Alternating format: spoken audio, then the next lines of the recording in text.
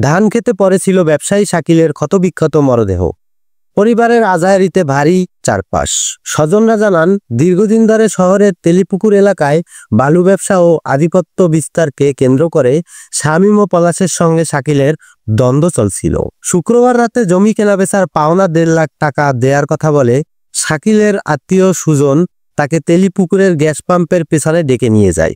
সেখানে পলাশ ও শামীম 30 থেকে 40 জন সহযোগী নিয়ে প্রথমে শাকিলের ভাইগনা রফিককে বেধড়ক মারধর করে। এক পর্যায়ে তারা ধারালো অস্ত্র দিয়ে শাকিলকে আঘাত করলে তিনি সেখান থেকে পালিয়ে যান।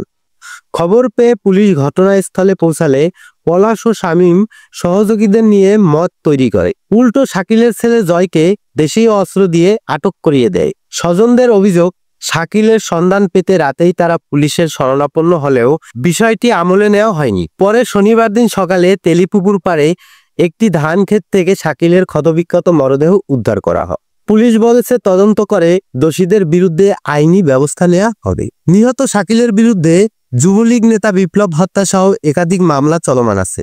সৌরভ হালদার, কর্ণাবকাল নিউজ, বগুড়া।